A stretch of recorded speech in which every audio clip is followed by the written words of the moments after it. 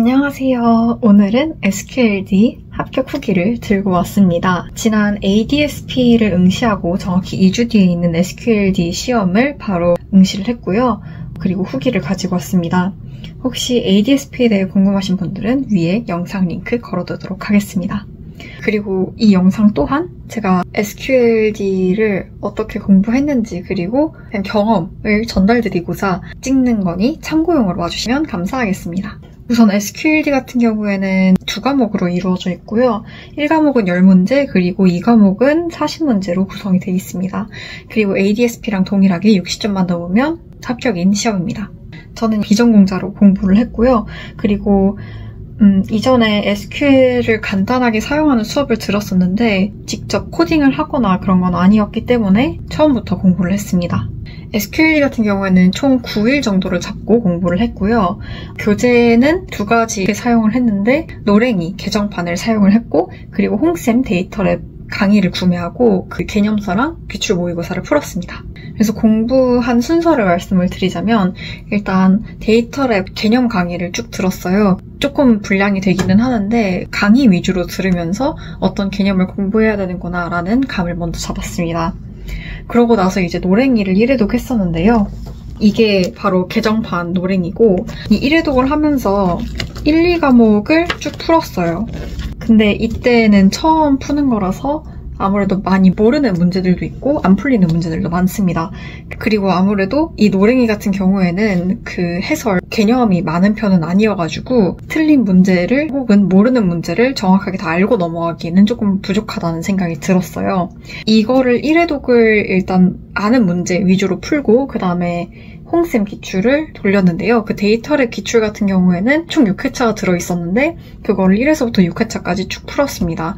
그걸 풀면서 아무래도 처음에는 모르는 개념들도 많이 나오고 모르는 문제들도 많이 나오는데 이 데이터랩 강의 같은 경우에는 문제 풀이를 하나하나 다 해주시기도 하고 그리고 해설도 잘 돼 있어가지고 풀고 모르는 문제를 그날 바로바로 습득을 하고 이해를 할 수가 있어요. 그래서 이거를 풀면서 오답을 하고 또 완벽하게 한 번에 이해하려고 했습니다. 다시 이 문제를 만약에 시험에서 보면 알 수 있을 정도로 완전하게 이해를 하고 그 다음에는 이제 다시 노랭이를 2회독을 했는데요. 이때는 몰랐던 문제들도 굉장히 자세히 풀기 위해 노력을 했습니다.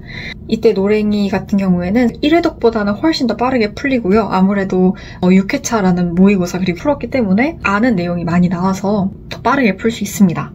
그래도 모르는 문제 같은 경우에는 유튜브에 이제 강의가 올라와 있는데 너무 유용하게 봤습니다. 특히 이 개정판 페이지 수랑 그리고 문제 번호 이렇게 치면 바로바로 나오더라고요. 특히 모르는 문제 위주로 많이 올라와 있으니까 그걸 참고해도 너무 좋을 것 같습니다. 이제 마지막에는 필요한 개념을 쭉 정리를 했고 그 다음에 가장 점수가 낮았던 모의고사 회차 그리고 모르는 노랭이 문제들을 좀 풀었어요. 시험 들어가기 전에는 오답을 단권화를 했는데요. 이 문제를 조금 많이 풀었다 보니까 문제 각각의 개념들이 잘 기억이 안 나거나 한 번에 정리가 안 된다는 느낌을 좀 받았어요. 그래가지고 정리를 했는데 간단하게 보여드리자면 이렇게 노랭이 한 바닥, 데이터랩 한 바닥 이렇게 정리를 했습니다. 그래서 이거를 보면서 개념이랑 오답 정리를 모두 다 했던 것 같아요. 그래서 특히 SQLD 같은 경우에는 개념이 ADSP에 비해서 많지는 않지만 아무래도 문제 하나하나를 풀고 응용을 하기 위해서는 개념이 정말 세세하게 알아야 되는 부분이 몇 가지가 있더라고요. 그래서 그거 위주로 좀 정리를 하는 과정을 거쳤습니다. 이제 다음으로는 알고 들어갔으면 좋았을 것 같다라고 하는 소소한 팁인데요. 이건 이전 ADSP 영상에서도 언급했던 거랑 조금 겹치지만 다른 부분도 있습니다. 일단 겹치는 부분 같은 경우에는 수험표가 필요 없다는 부분입니다. 이게 문자의 준비물이라고 나와 있거든요. 그래서 저는 또 ADSP랑 SQLD 둘 다 프린트를 해갔는데 안 해오시는 분들도 많았고 그리고 감독관님께서 괜찮다고 말씀을 하시기도 했습니다. 두 번째로는 전자기기를 제출을 안 하고 전원만 끄고 가방에 집어넣는다는 게 전 좀 새로웠고요. 전자기기로 공부를 하시는 분들이나 아니면 종이로 직접 공부를 하시는 분들이나 동시에 집어넣는 게 굉장히 새로웠습니다. 그리고 마지막으로 ADSP랑 좀 달랐다고 느낀 거는 SQLD 같은 경우에 상대적으로 문제풀이 조금 더 초점이 맞춰져 있는 것 같아요. ADSP는 개념도 많고 외울 게 조금 많아서 개념을 먼저 공부를 하고 들어간다면 SQLD 같은 경우에는 문제를 많이 안 풀어보면 안 된다는 느낌을 많이 받았어요. 그래서 저도 ADSP에 비해서는 SQLD 공부를 할 때 문제에 더 투자를 했고 시험 들어가기 직전에도 감을 계속 살리고자 더 문제를 풀었던 것 같습니다.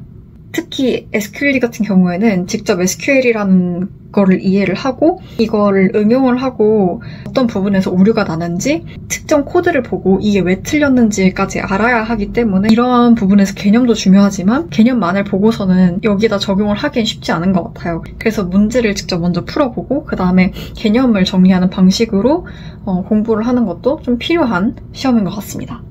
SQLD도 사실 장기간이 아니라 한 2주 정도 잡고 공부를 하시는 만큼 단기간에 취득할 수 있는 자격증이고 SQL이라는 언어를 하나 더 배워갈 수 있는 유용한 정보가 있다고 생각을 하기 때문에 이 또한 추천을 드리고 이 영상이 조금이나마 도움이 되셨으면 좋겠습니다. 오늘도 영상 봐주셔서 감사합니다. 안녕.